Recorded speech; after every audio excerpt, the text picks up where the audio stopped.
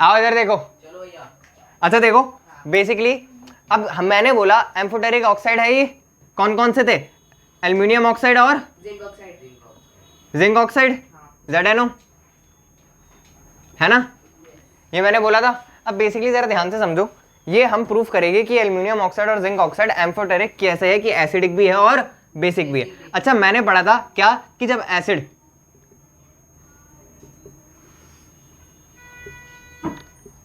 क्या बनाता है? सॉल्ट बनाता है, हाइड्रोजन बनाता है।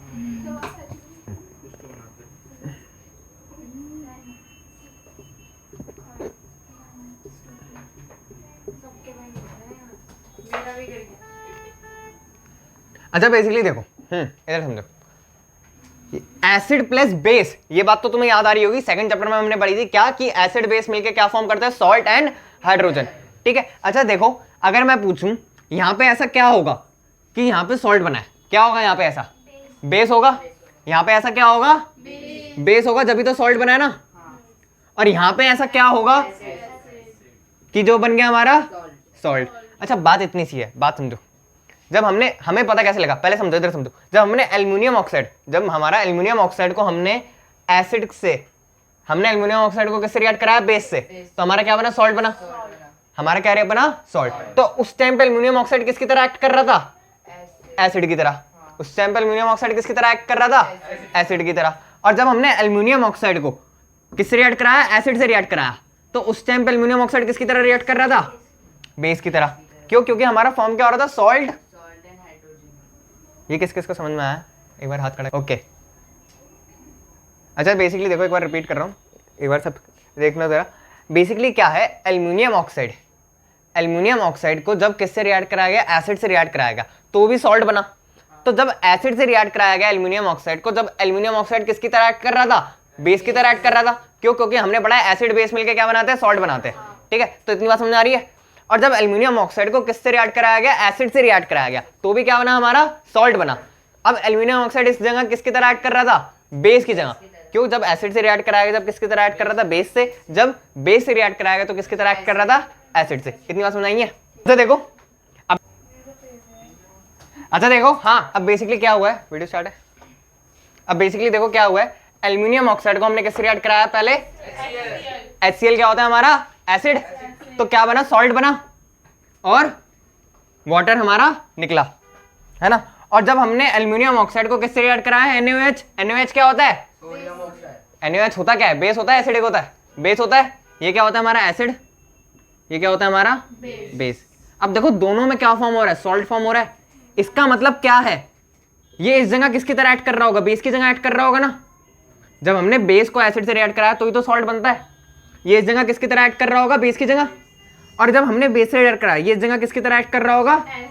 एसिड की तरह एक्ट कर रहा होगा। यही है एम्फोटेरिक एसिड कि एक ही ऑक्साइड दोनों की तरह एक्ट करता है। इस जगह बेस की तरह एक्ट कर रहा है, इस जगह एसिड की तरह एक्ट कर रहा है, और क्या बना रहा है? सॉल्ट एंड वाटर फॉर्म कर रहा है। ये हमारा H2O है, H2O। ओके देखो जरा, बेसिकली क्या है? Reaction of metal with dilute acid. अभी हमने थोड़ी देर पहले मेटल को किससे रिएक्ट कराया था? हमने किससे रिएक्ट कराया था? अभी हमने थोड़ी देर पहले मेटल को रिएक्ट कराया था ऑक्सीजन से। अब हम मेटल को किससे रिएक्ट करा रहे हैं? डाइल्यूट एसिड से। देखो जब मेटल को डाइल्यूट एसिड से रिएक्ट कराया गया तो क्या बना? हमारा सॉल्ट और हाइड्रोजन। अब देखो जरा, जिंक को हमने डाइल्यूट HCl से रिएक्ट कराया तो हमारा क्या बना? ZnCl2 और प्लस में हाइड्रोजन। और इसी जिंक को हमने डाइल्यूट H2SO4 से सल्फ्यूरिक एसिड, जिसे हम क्या कहते हैं? Sulphuric acid. इसे हम क्या कहते हैं? Hydrochloric acid. इसे हम क्या कहते हैं? Sulphuric acid. H2SO4 को क्या कहते हैं? Sulphuric acid. ठीक है, ये क्या बना? ZnSO4 और ये। ठीक है। अच्छा देखो बेसिकली जब मेटल को, बेसिकली इसमें पढ़ना क्या है, जब मेटल को डाइल्यूट एसिड से रिएक्ट कराया जाता है, जब मेटल को किससे रिएक्ट कराया जाता है? डाइल्यूट एसिड से, तो हाइड्रोजन गैस इवॉल्व होती है। बेसिकली इसमें याद रखना है। लेकिन इसमें एक्सेप्शन ये है कि हाइड्रोजन गैस इवॉल्व जब नहीं होगी जब हमारा एसिड क्या होगा? नाइट्रेट एसिड होगा। जब हमारा एसिड क्या होगा? नाइट्रेट एसिड होगा। जब हाइड्रोजन गैस इवॉल्व नहीं होगी। बात समझ आ रही है क्या है ये? जब हमारा नाइट्रेट एसिड होगा ना तो हाइड्रोजन गैस इवॉल्व नहीं होगी। फॉर एग्जाम्पल देखो, अभी हम मेटल को किससे रिएक्ट करा रहे थे? HCl से, H2SO4 से। अगर हम मेटल को रिएक्ट कराए किससे? HNO3 से रिएक्ट कराए तो हाइड्रोजन गैस नहीं निकलेगी। हाइड्रोजन गैस नहीं निकलेगी। बात समझ आ रही है? और क्यों नहीं निकलेगी ये बात समझो।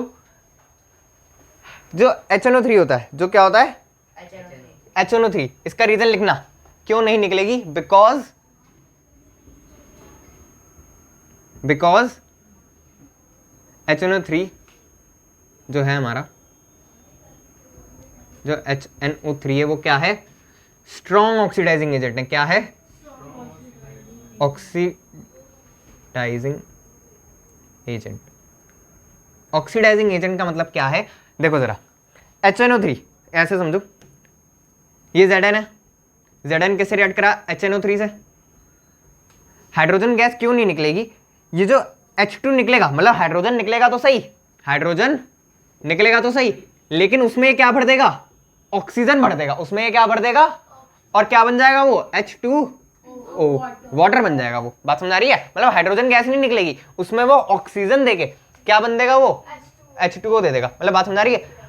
वो क्या है, क्योंकि स्ट्रॉन्ग ऑक्सीडाइजिंग एजेंट है। ऑक्सीडाइजिंग एजेंट का काम क्या होता है, ऑक्सीजन को देना। ऑक्सीडाइजिंग एजेंट का काम क्या होता है, ऑक्सीजन को देना। इसमें ऐसा नहीं है हाइड्रोजन गैस निकलेगी नहीं, इसमें जो निकलेगी हाइड्रोजन गैस, उसमें क्या फिक्स करता रहेगा, ऑक्सीजन फिक्स करता रहेगा। अगर वो हाइड्रोजन में ऑक्सीजन फिक्स करता रहेगा तो क्या बनेगा, H2O। H2O क्या होता है हमारा, वाटर। तो इसलिए इसमें हाइड्रोजन गैस फॉर्म नहीं होती। अब आएगी एंट्री किसकी, मामा लोग की। अभी मामा लोग आएंगे, मामा, हाँ मामा, अभी देखना, अभी थोड़ी देर बाद मामा लोग आएंगे सारे के सारे।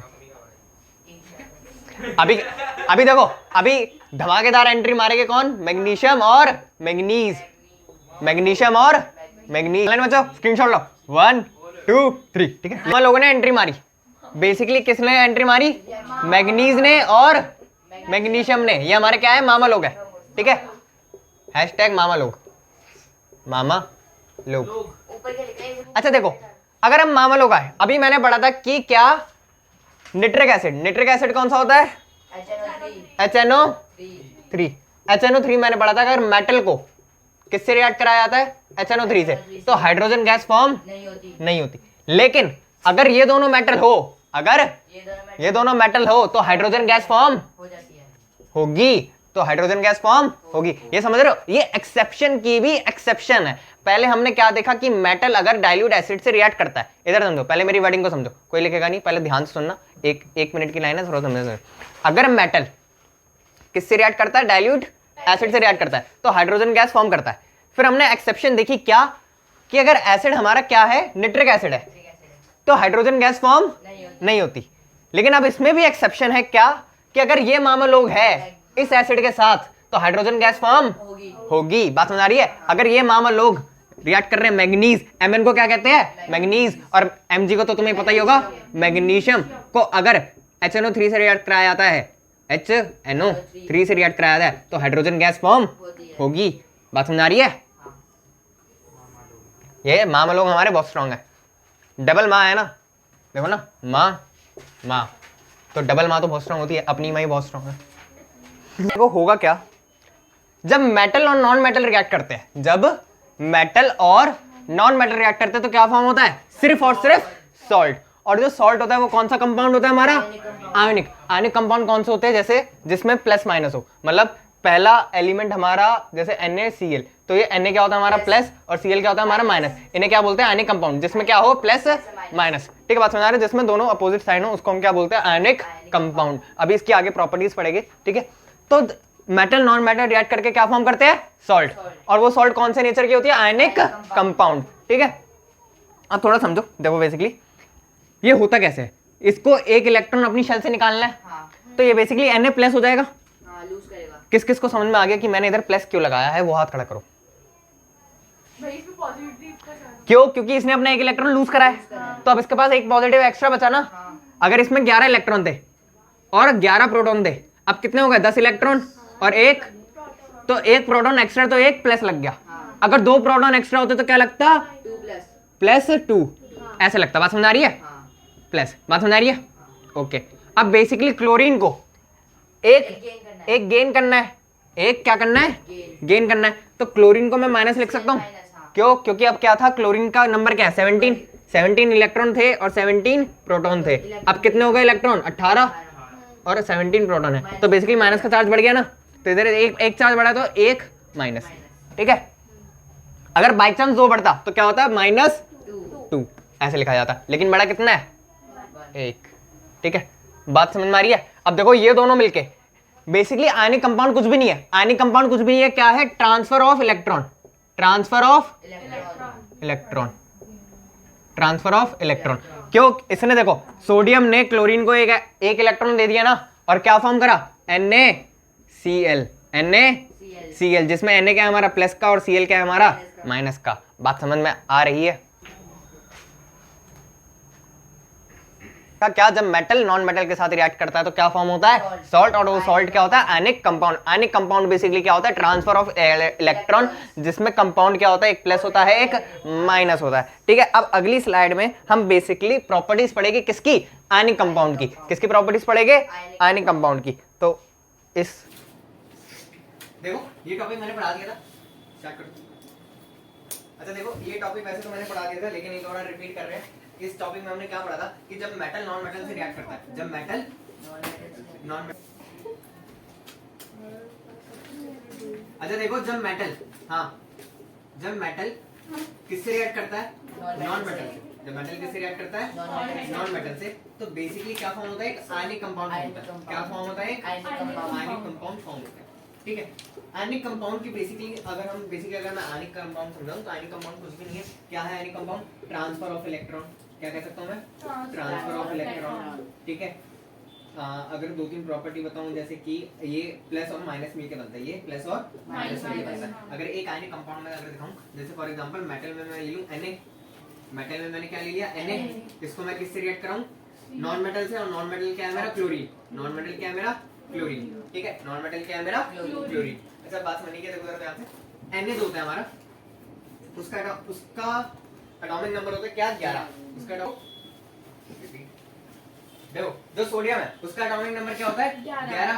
तो मतलब इसका इलेक्ट्रॉनिक कॉन्फिगरेशन क्या होगा, 281। क्या होगा, 281। तो ये अपना एक इलेक्ट्रॉन लूज करेगा, ये अपना एक इलेक्ट्रॉन लूज करेगा, इसका कौन सा चार्ज हो जाएगा, Na प्लस आ जाएगा, Na प्लस आएगा। क्यों, क्योंकि मैंने पहले बताया था number of electron number of proton क्या होते हैं, बराबर होते हैं। अगर उसने अपना एक इलेक्ट्रॉन लूज करा तो बेसिकली प्रोटॉन का चार्ज बढ़ गया। अगर प्रोटॉन का चार्ज बढ़ गया तो यहाँ पे क्या चार्ज हो जाएगा, प्लस, ठीक है। अब देखो क्लोरीन की बात अगर मैं करूं तो क्लोरीन का एटॉमिक नंबर कितना होता है, 17। इसका इलेक्ट्रॉनिक कॉन्फिगरेशन बताओ, पहले शेल में 2, दूसरे शेल में 8, अब कितने बचे, 2 8 10, कितने बचे, 7। अब ये देखो ये 7 लूज ही नहीं कर सकता, इसको 8 बनाने, तो ये क्या करेगा, एक गेन करेगा। तो इसने एक इलेक्ट्रॉन लिया, इस पे कौन सा साइन चढ़ जाएगा, Cl माइनस। बात समझ आ रही है। ये टॉपिक किसको समझ में आ गया, आप करना ओके, ठीक है। 10 कितने, 10 है।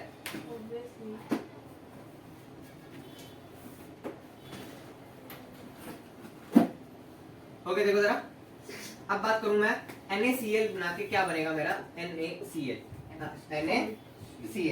ठीक है। लेकिन फर्क क्या होगा, ये किसका होगा, प्लस का, ये किसका होगा, माइनस का। और इस कंपाउंड को क्या कहते हैं, आयनिक कंपाउंड। बात समझ आने की है।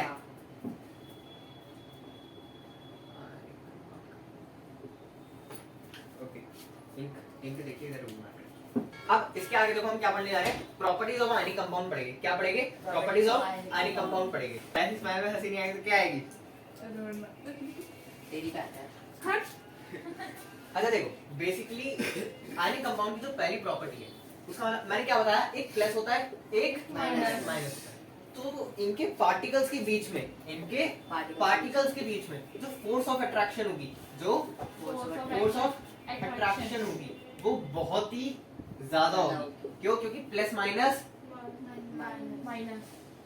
Attract each other, plus minus attract each other. तो बेसिकली जो इनके पार्टिकल के बीच में जो फोर्स ऑफ अट्रैक्शन होगी, जो फोर्स ऑफ अट्रैक्शन होगी वो बहुत ही ज्यादा होगी। ये थोड़ा थोड़ा लिखते रहो, आइडिया रहेगा, बेसिक आइडिया रहेगा। अभी बताया क्यों, क्योंकि एक हमारा एक जो एटम होता है क्या होता है, पॉजिटिव, एक एटम क्या होता है हमारा नेगेटिव। तो इनके बीच में जो फोर्स ऑफ अट्रैक्शन होती है वो क्या होती है, ज्यादा होती है, ठीक है। इसकी सेकंड प्रॉपर्टी समझो, जो सेकंड प्रॉपर्टी है वो क्या कहती है कि इसका हाई मेल्टिंग पॉइंट है, हाई मेल्टिंग पॉइंट और बॉइलिंग पॉइंट। और बॉइलिंग की स्पेलिंग क्या होती है बताना, BOI सही लिख रहा था।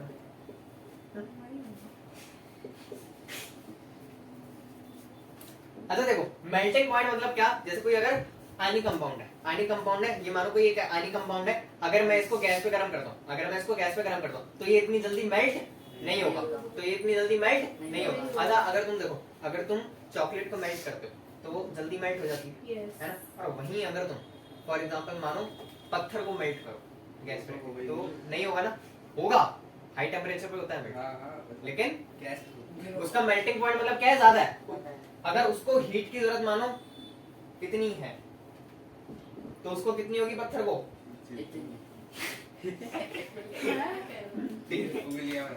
समझ गए?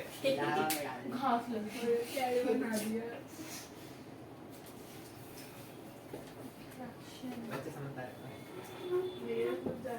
और बॉइलिंग पॉइंट मतलब क्या है, बॉईल होना, बॉईल मतलब होना मतलब समझते हो कि मेल्ट होके बॉईल हो रहा है, उबल रहा है, बुलबुले जिसमें फूटते हैं उसमें क्या करता है, बॉईल।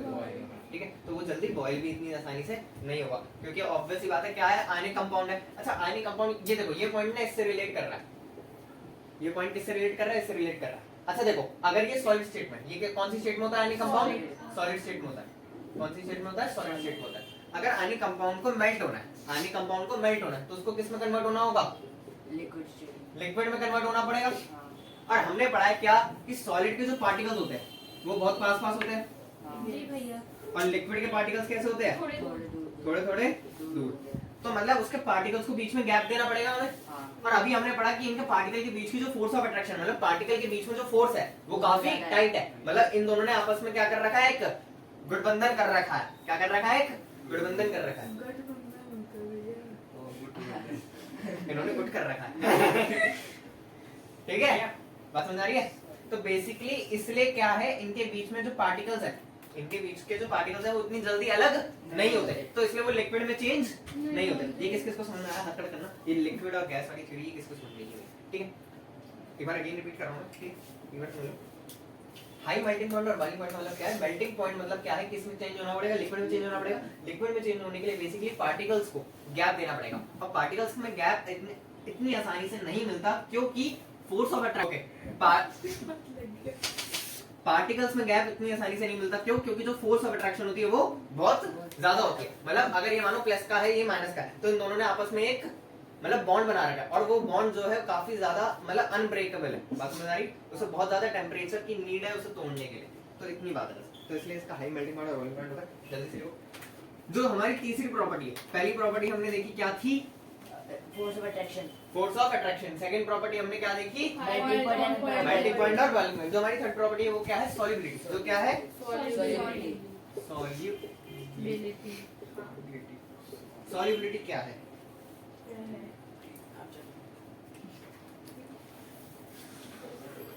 अच्छा आयनिक कंपाउंड को, आयनिक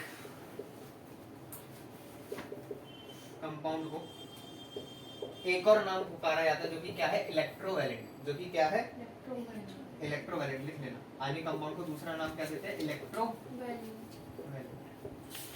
इलेक्ट्रोवैलेंट। ठीक है, इसे ऐसे याद रखो, इलेक्ट्रॉन्स का ट्रांसफर होता है ना बेसिकली, इलेक्ट्रो से क्या है हमारा इलेक्ट्रॉन, वैलेंट से क्या है हमारा वैलेंसी।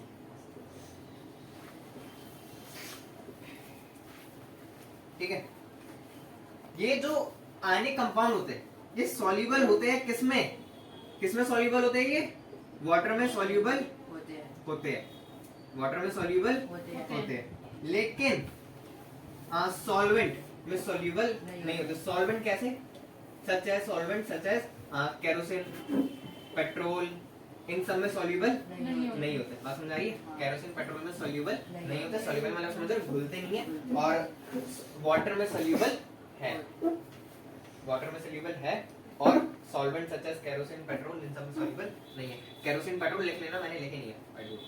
ठीक है,